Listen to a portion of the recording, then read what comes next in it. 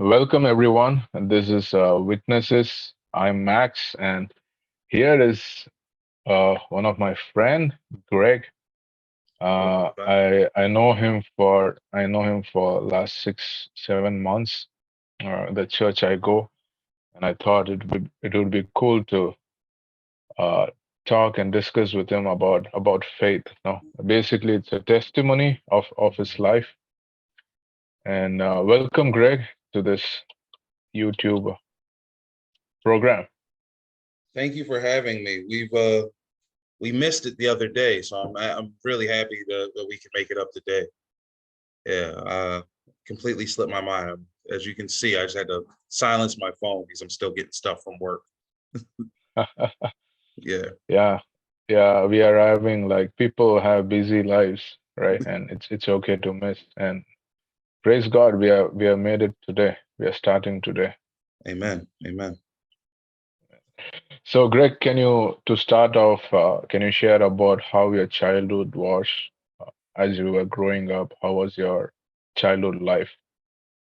It's funny. I talk to my wife all the time about my childhood, and the saying I use most often is "My childhood was perfect."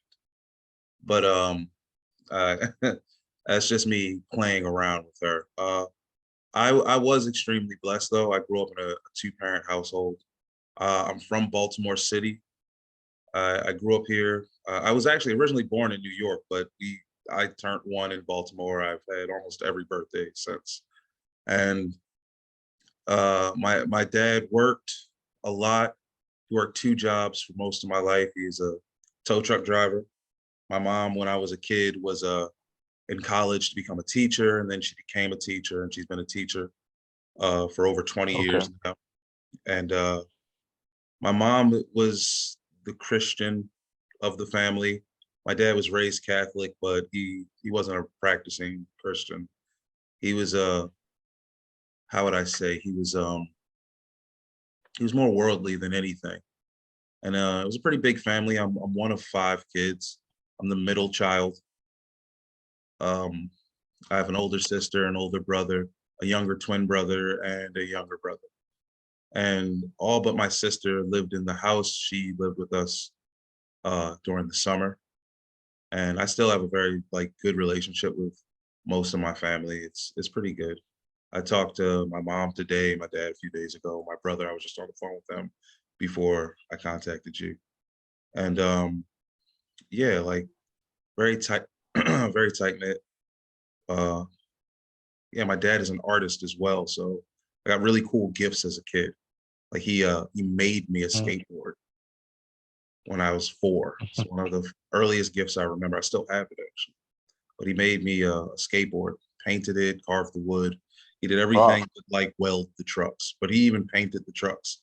So I don't know Hmm. if you can tell, but one of my favorite things in the world is the Teenage Mutant Ninja Turtles. And on my fourth Okay. birthday, he gave me Hmm. a skateboard with Donatello, my favorite Teenage Mutant Ninja Turtle on it. And even to this day, like we did martial arts in my family. So even to this day, I still know how to use a staff, Japanese staff, and that's Hmm. greatly to do with Donatello. Yeah. So yeah. Okay, great. I have played TNMT Yeah. in like a video game, and I used to love that too, the fights. Oh yeah. Okay, did you go to a church in your childhood along with your mom? I did. We went to a church, and it's funny because I just reconnected with some of the people from that church. But we went to Faith Christian Mm. Fellowship. One of the logos they used for years, my dad actually drew for them. Like I said, he was an artist. It was FCF, and it was two F's facing backwards and a C at the top, so it looked like a cross. And Hmm. faith, I mean, Faith Christians, I don't have a lot of negative things to say about that church. I was a child. I was not saved in that church. I wasn't I wasn't Okay. a Christian when I was a kid. It's weird to say, but I wasn't. My mother was a Christian, and she talked about the Bible, and she took us to church events, and she wanted us to live in the church. And it got really bad because when I was a teenager, about 13, young teen, I became an atheist. And she like that's when she really started throwing the church at me, which had me ducking it out. And I um I used to mess with a lot of the kids there and ask them really hard questions that most kids can't answer. And Okay. yeah, it was really tough. But yeah, I did have a church when I was a kid, but I didn't attend for most. Like I had like my first girlfriend I met in that church, and that's the reason I wanted to go to church, was to see my girlfriend. I wasn't a I wasn't a Christian as a kid. So when your mother shared about from the Bible or got you to church, or when someone shares you about a verse or a Bible, a story in the Sunday school, how would it feel? Like, was it just, or did you think about why am I in the church? Why is mom talking about Bible? I thought I knew it all when I was a kid. I was a know-it-all, and I thought I understood everything the Bible had to offer, because most of the Christians that I met were lukewarm when I was a kid. And I mean, that's a problem Hmm. that churches still face today. Not, I mean, I love meeting people. I love our church because our church, most of the people I meet are on fire for the Lord. But the church that I grew up in, I mean, it also was before the boom of the internet. Like the internet was still in its infancy when I was leaving the church, and there just wasn't as much information available unless you were a scholar. So it was harder to get a lot of information that we can just is a point and a click away for us today. So I had big questions and got very little answers when I was questioned. But when I was at church, I was just bored. I was waiting for the youth group to start so I can sneak off somewhere with my girlfriend. And like that Hmm. was that. Or when I was younger than that, I would I had friends. I had like people I still consider family to this day. So I would call them my cousins. I would go play with my cousins when I was like younger than Okay, that. I just wanted the fun to start. great. I think now we'll come to the most important question. How did you get saved? Like, did someone share you, take time with you to share Christ, and just let us know how Christ came into your heart? So I kind of got to explain some stuff just to lay the background as to why who said what to me was such a big deal and why it messed with me so much.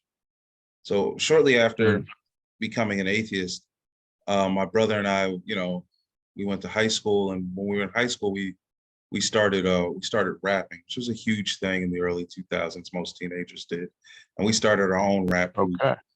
Yeah, and yeah, we started our own rap group.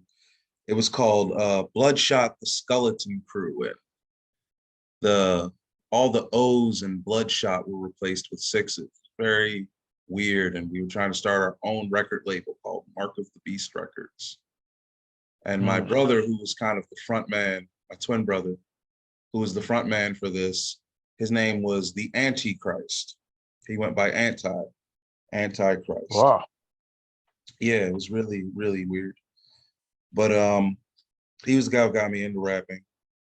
And he was also the guy who introduced me to Christ as a 31-year-old man. So I just, got kind of got to lay that groundwork. And I don't like talking about this because I don't want anyone to think I think of myself as special. But on two separate occasions, I audibly heard a voice. It could have been an angel, could have been God, but I heard it very clearly, and it wasn't my own. It wasn't my own. It wasn't my internal monologue. It was external. I don't hear it continuously. I've only heard it twice. First time I was driving for a company and I heard don't take 83. And in a cab of a truck by myself, I said, but 83 is faster. And nobody was in the cab with me. So I was just like, whatever. So I just kept driving. I took 83 and immediately got into a car accident. Almost flipped the truck over and lost my job that day. And it set me back. And I actually still have, I still suffer from that accident to this day. I have arthritis in my spine from that accident. But Oh, yeah, I mean, I'm fine. But The reason I bring that up is because of an event later. So anyway, fast forward a few years later, I go to see my twin brother. I hadn't seen him in a while, and it had been a very long time, almost a year, and I didn't know in that time that he had given his life to the Lord. So I go to see him. We're essentially neighbors now. We hadn't been for a long time, so I go to see him. I go to sit down at his Great. house. When I look at him, he's like skinny, really, really skinny, and Mm. I'm like, bro, like what's going on? I'm thinking he's on drugs or something. And he's like, oh, I've been fasting. And it's really been kicking my butt. I'm like, well, what do you mean? How long have you gone? He said, I've been gone like, I think it was like 25 days at the time, like 20, 25 days, something like that. No food, only water, very little water Wow. too. Very dangerous. He's doing it totally Hmm. wrong. But he wanted to fast. He wanted to try to get, like, he wanted to do at least 30 days. He was trying to get to 40 like Christ. It was just something that he wanted to do. And I asked him, why are you doing that? And no, no, that's not true. I said, well, how haven't you quit? That's what I asked him. And he said, I have quit every day. And I said, what do you mean you quit every day? And he said, I quit every day and I can't. I was like, so you're eating? And he's like, no, I can do nothing without Christ. And I'm like, the Antichrist can't do anything without Christ? Like, what? Like, it threw me, you know what I'm saying? I'm like, that doesn't make any sense. And he's like, bro, I'm Hmm. telling you, I was wrong about a lot of stuff. I figured some stuff out, and I encourage you to pray. That's what he said to me. He's like, he challenged me actually to pray, and it bothered me because he's my twin brother, and we don't have any psychic abilities or anything, but we can tell when each other are lying. And he wasn't lying to me when he told me that Jesus was real, and the challenge was an Mm. authentic challenge. He wasn't like baiting me. He wasn't like daring me to do anything. He was like, bro, do this. It'll change you. And he was just being honest, and it really bothered me because I didn't believe in Jesus at all. So sometime, I think it was a few months go by, just like almost every day for like next 2 or 3 months, just like that challenge bugged me. And I was in my house one day. I used to smoke weed, and I was smoking a blunt in my bathroom. And while I was smoking a blunt, I decided to pray because it was bothering me. I took him up on his challenge. So put my blunt out, and I started praying. And I said something along the lines of, I can buy that there's an all conscious creator. Okay, that makes sense. But I cannot believe that some Palestinian carpenter is his actual literal son. I know that that's not true. And I heard that same audible voice that I heard in the cab of that truck say, but you knew 83 was faster. And it messed with me so much that I started studying the Bible to try to find out what I was hearing. I started trying to research things to figure out what, just to prove to myself that I wasn't crazy. I didn't even own a Bible at the time. So I started going to the library. It was a habit I had already had. I rented a Bible from the library, and I read the first 5 books of the Bible with that Amazing. Bible. Yeah. And it was over time. It took me a year to really read the Bible because I kept hitting roadblocks. I kept coming across words and sayings and places, and I didn't understand what it was saying. I wasn't, in a church or anything, and I hadn't been in church since I was a kid. And like I said, I wasn't really listening when I was a kid, so I really just didn't know, and I didn't have any like leadership. And I wound up reading the whole Bible. Just before I finished reading the whole Bible, I had joined a church. It was a horrible church. I'm so happy to be delivered from that church. But I did start going to church, and I realized that fellowship was important. Um, but what God did in that moment was He gave me a mind for study and research. And I didn't know about this, but I had decided, it had been on my heart heavy to question all things. And I didn't know the Bible said to do that. So when I found that, I was like, oh, I'm doing this right. And at the time, my wife she wasn't my wife at the time, actually, but my now wife and I were in an open relationship.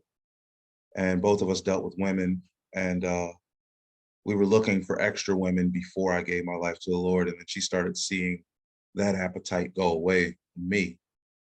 And she was asking me, "Well, what about this girl?" And I'm like, "Nah, I'm not going to deal with any other girls other than you." And she was like, "What?" It just threw her. She didn't understand it, and she started asking me if I still wanted to smoke and do stuff like that. And I was like, "Nah, got to keep a sober mind." So just like my deliverance from my lifestyle was late in life. I was 31 years old, and Mm, I had done a lot of stuff, and I didn't realize how true the Bible was and how important a relationship with Christ was until late in life. And I felt like I had a lot of catching up to do. I actually took a year off of work. My wife let me do that. She was like, I make enough money to support us. You're obviously going through some stuff. You can go back to work when you're done." And well, it wasn't a year. She let me take 6 months off.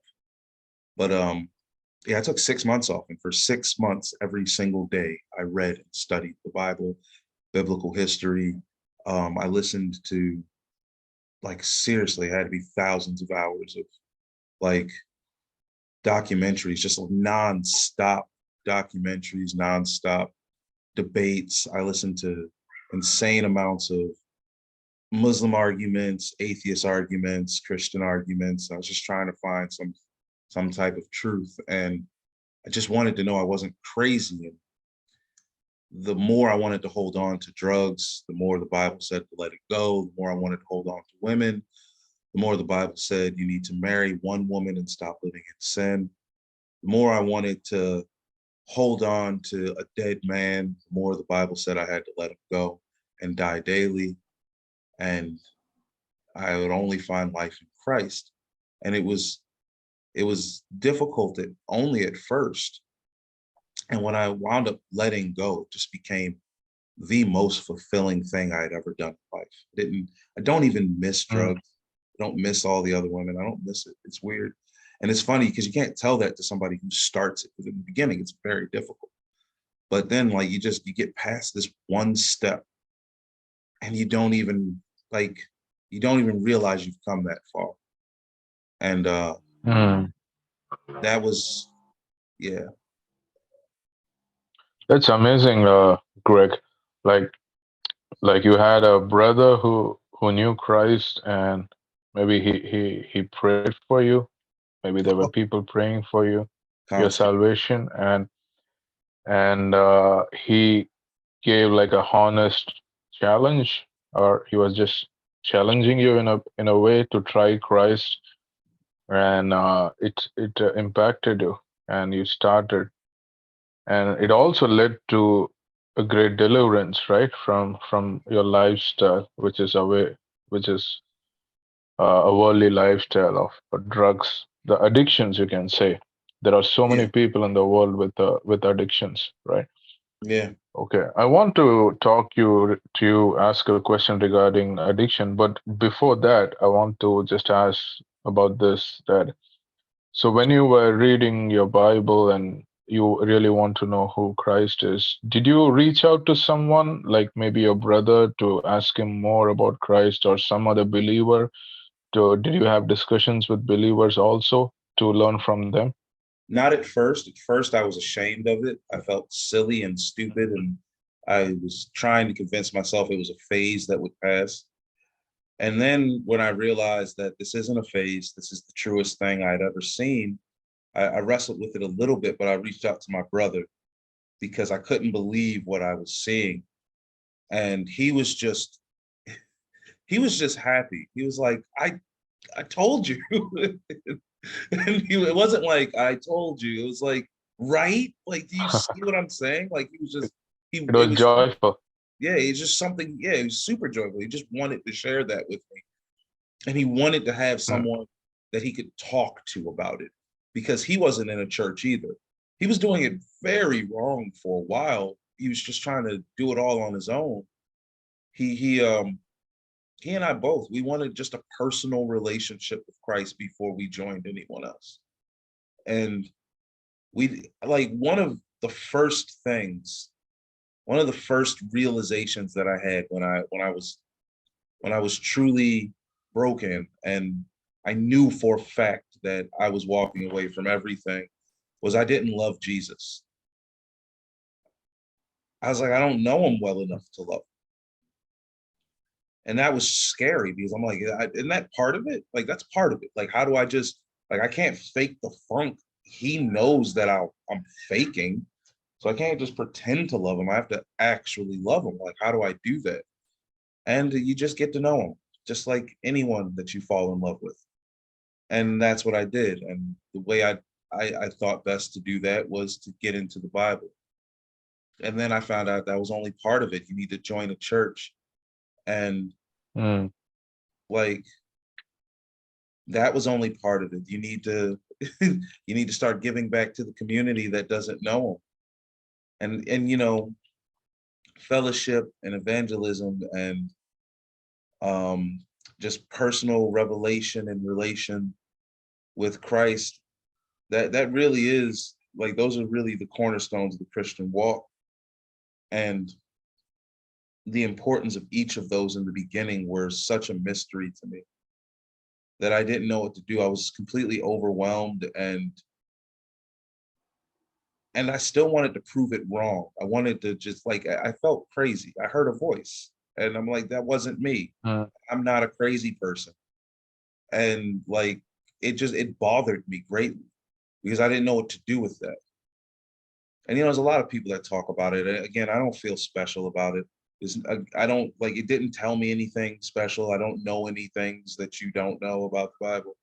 It's like I can't tell you when something's gonna happen. It wasn't anything that like that. It was very personal to me.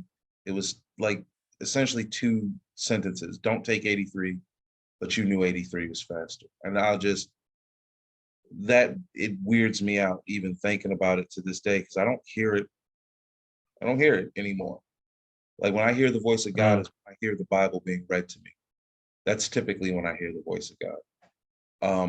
Or in him answering a prayer in a way that I needed more than I even knew. Like the same, it's not the words that I heard initially, but that got me going. And that put me in a mind of study. I was a terrible student Great.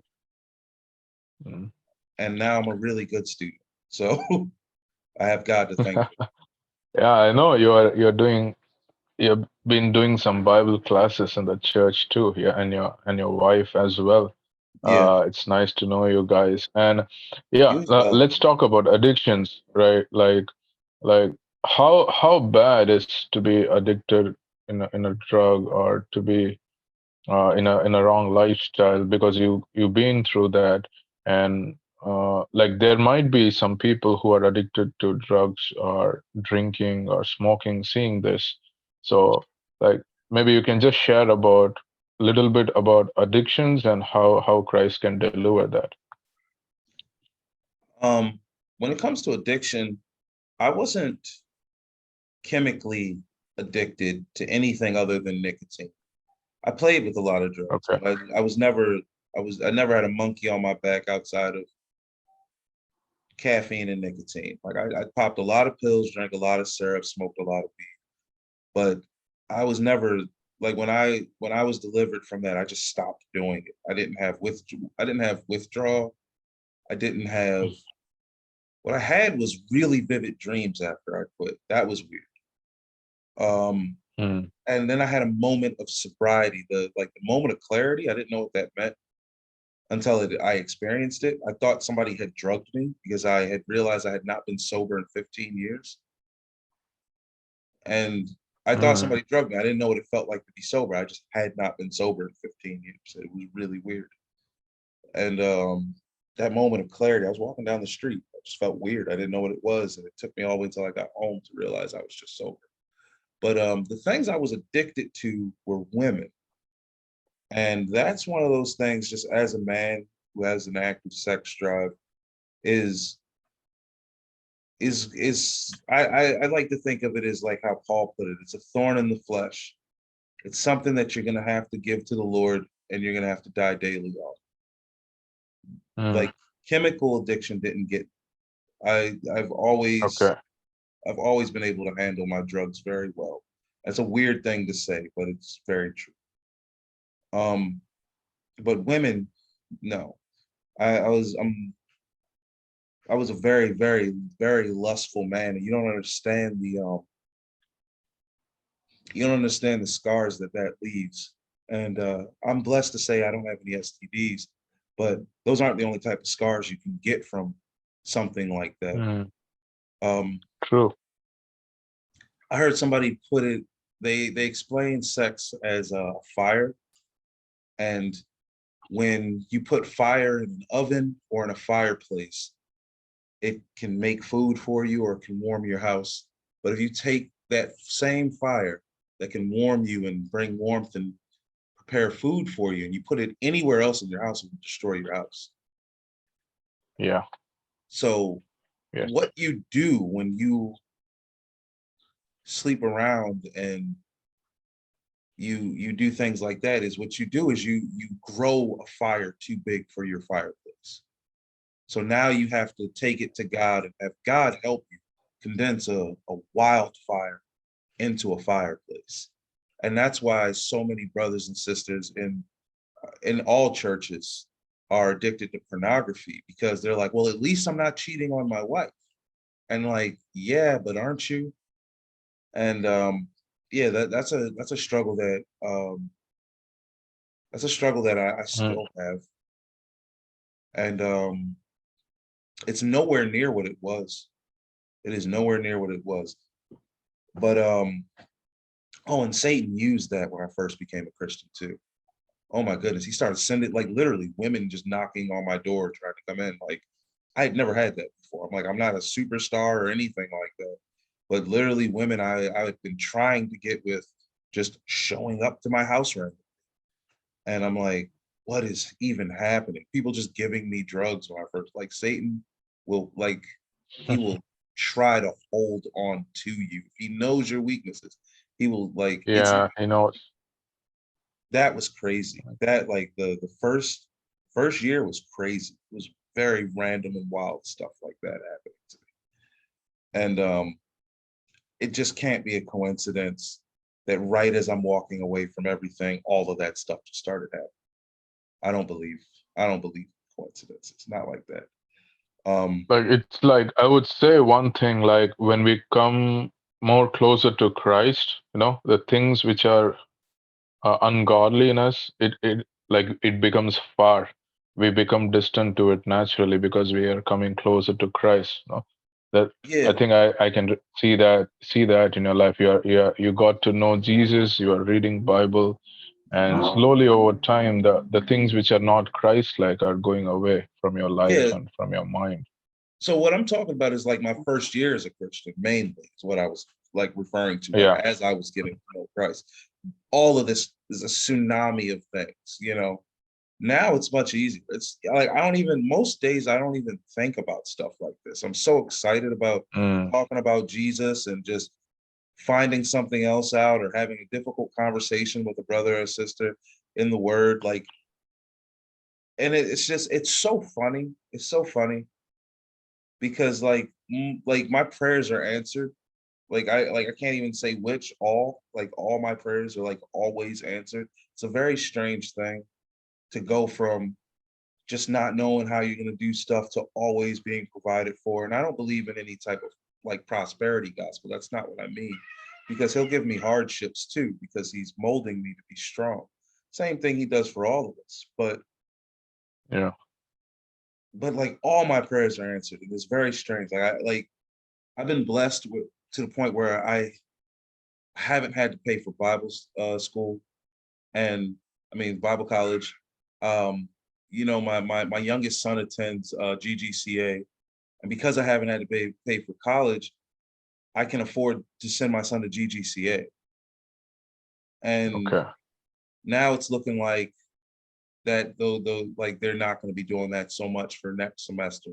But my money is changing now, so which is another blessing because the job that I have, I only work with like Christian brothers and sisters now. Like we all have these hats. My hat is in the car. but all of our hats at work say either Yahweh or Yeshua on them. It's so good. Mm-hmm. Like that's just like the brothers I work with now. Like today I was at Pennsylvania North Ave, really rough part of Baltimore. And I'm up there, we're at work, we're just on that corner doing our job. And my brother's playing gospel music the whole time, just blasting. He has a Mm. giant speaker. And he's just blasting gospel music the whole time we're at work. Um, Yeah, that's one way to share. I mean, like people, like they're attracted and they come and we have conversations. Yeah, Like yeah. all week, man, I've been having conversations. One of my favorite things to do is talk to people about their names. Mm. So I met somebody named, if somebody's got like a biblical name, I ask them, hey, you know where your name comes from? And it is one of the best conversation starters ever. And Yeah, that is. most people just don't know what their name means. They don't know where their name comes from. Or if they do, you ask them, well, do you know this about that character? Or do you know this part about the story? And, most of them, they're not like a lot of people that I meet are not studied. I've also met brothers and sisters that are insanely smart, which is a beauty. Like they teach me stuff. So like I love that. Like that's really what I can't wait for is like bumping into somebody. Mm. I don't like being the smartest guy in the room. I love being a guy who sits back and gets to learn. And like, oh man, that's such a treat. One of my brothers named Tony, man, guy from um guy from London. Actually, I'll call him, make sure he's all right. He wasn't doing too well. He was having a fight with cancer. So keep my brother Tony in your prayers. But I met him like that. He's Sure. just a guy on the street, man. And that guy's on fire for Christ. Man. Just absolutely on fire for Christ. And he'll talk to anyone about him. And he knows a lot. And he's just so humble and so unassuming. You wouldn't assume that this guy knows as much as he does. And he's super knowledgeable, super loving. I Okay. absolutely love that guy. Okay, Greg, let's go to the final question. It's like now we got to hear your childhood, the way you got saved, and how Christ delivered you from your lifestyle, from your previous lifestyle. And like, what do you now you're in a church, your whole family is in a church, a believing, Bible teaching church. Uh, from your perspective as a father, what do you think? How important a church is for a family, for a man, for a woman, for the children? No, in your children are growing in the church. No, they are having a very different a Christian lifestyle from their young age. So, how important is a church for your whole family? It's extremely important. It's um it's the piece that I was missing as a child. It's especially as a father. One of there was Mm, a few things when I first walked into Greater Grace that kept me coming. One of those things was because I went to Greater Grace before the rest of my family, and the reason I came, one of the big reasons I came back was at the end of a late service. It was after the rap. There were no women in the parking lot. It was a bunch of guys talking about Jesus. I've never seen that mm, before. All dads. They could not stop talking about Christ. Never seen that. I grew up, I mean, you may not be able to tell from the way I sound, but I grew up in the hood my whole life. And when you go to a church, the only people that are left are old ladies talking about other people in the church. And mm, that was not what I saw when I was in our church. And yeah, we talk about everything at our church. It's true. But more often than not, if you hang out after a service, you'll hear a bunch of people talking about God. And it's a lot of men. great, amazing. Yeah. So I That's a said, sign of a healthy church. it is. It was a sign of healthy church is seeing men of God in the church. Not just, I mean, not, I don't Mm, want to downplay women or make this a sexist thing, but most sick churches don't have a lot of men in them. Like men are the head mm, of their household. It's a reason why yeah. God put us in positions that he put us in. It's because we are meant to lead and we're meant to follow him. He's our leader. We're supposed to be the leaders of our families. And you know, earlier on, I said I had a perfect childhood, but one of the big things was my dad didn't care about church. I looked up to my dad.